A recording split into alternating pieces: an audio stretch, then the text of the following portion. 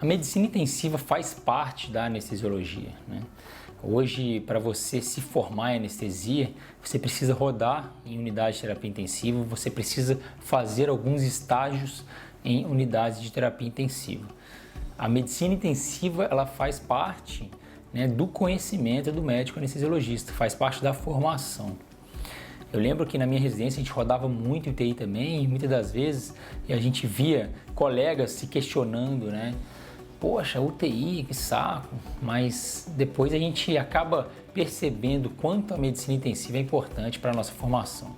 Até porque a anestesia a gente pega muito paciente grave, né, muito paciente crítico, grandes traumas, grandes cirurgias, pacientes com várias comorbidades, urgências, emergências. A gente acaba anestesiando também pacientes vindo da UTI e tendo que devolver o paciente para a UTI também.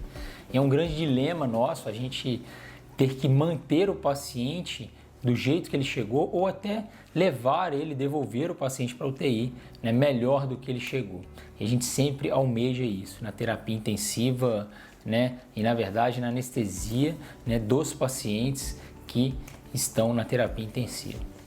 Mas uma coisa me chamava muita atenção quando eu era residente, né, eu sempre comparava ou buscava questionar, eu era muito questionador, não que eu questionava os staffs, os profissionais que estavam em volta, eu me questionava e chegava em casa, ficava abrindo o livro, tentando procurar algumas respostas. E teve uma resposta que eu nunca consegui achar naquela época, fui achar muito tempo depois, que era a seguinte, uma coisa que me chamava muita atenção, né? Eu sempre percebi que o paciente, né, na terapia intensiva, dentro de uma UTI, entubado em ventilação mecânica, merecia ser anestesiado.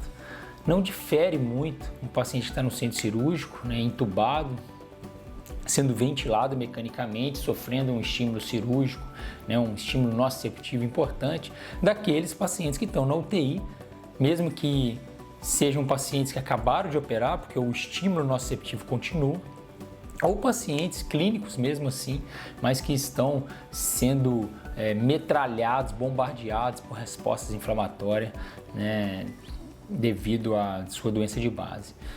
E eu sempre acreditei, sempre, né, comprovei isso na prática, que a anestesia ela é anti-inflamatória, ela abafa, né, ou ela apaga o fogo que está dentro do paciente, né? Seja através dos anestésicos, seja através do controle, né, fisiológico ali dos exames, né, mantendo na verdade a fisiologia, a homeostase do paciente. Então a gente fazia muito isso, né, nos plantões, né, de urgência, emergência principalmente, ou a gente faz isso muito, mas de forma muito mais planejada em cirurgias de grande porte.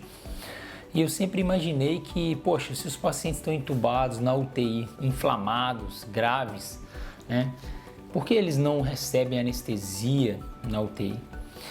E um dos meus questionamentos era exatamente esse, né? Por que os pacientes recebiam midazolam e fentanil para permanecerem sedados, entubados em ventilação mecânica? Por que eu questionava isso? Porque na anestesia a gente não via isso. Eu não via colegas anestesiando com midazolam e fentanil, eu não fazia isso na minha residência, eu não aprendi a fazer assim, e muito menos depois que eu formei, né? Depois que eu comecei a trabalhar em vários hospitais em São Paulo, depois em Minas e aqui em Ribeirão Preto. Eu só fiz isso uma vez, só tive a oportunidade de anestesiar com midazolam e infusão contínua uma única vez, quando eu pedi um staff para eu fazer desse jeito, porque eu queria fazer uma anestesia venosa total sem propofol. E realmente eu fiz, né, o staff concordou, eu acabei revertendo com flumazenil na época a minha anestesia, mas não ficou legal. O paciente demorou a acordar, a dose de flumazenil não foi suficiente, eu tive que fazer duas doses, né, na verdade 2 ampolas de flumazenil, que já é uma dose acima do recomendado na bula. O paciente evoluiu com náusea, vômito, enfim. Não foi uma coisa muito interessante. E aí eu me pergunto, poxa, mas se a gente não faz isso na anestesia, por que fazer na terapia intensiva, né, infundir midazolam, fentanil e permanecer assim por muito tempo?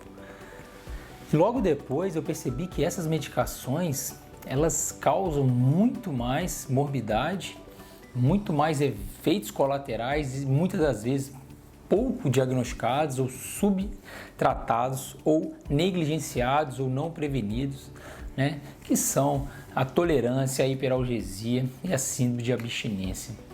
Eu costumo dizer que essa tríade é a tríade da morte, a tríade letal da analgesia no paciente crítico. E muitas das vezes ela é ignorada, né? Ou às vezes até desconhecida por muitos colegas. E isso tem que mudar, a gente precisa mudar isso, a gente precisa enxergar que prevenir essa tríade é fundamental, assim como a tríade da morte no trauma, que a gente briga muito, luta muito para que essa tríade não ocorra, e se ela ocorrer, a gente briga muito também para tratar, que é a acidose, a coagulopatia, a hipotermia. E no caso, por exemplo, do paciente grave, a gente precisa sim evitar, né, a tolerância, a hiperalgesia e a síndrome de abstinência.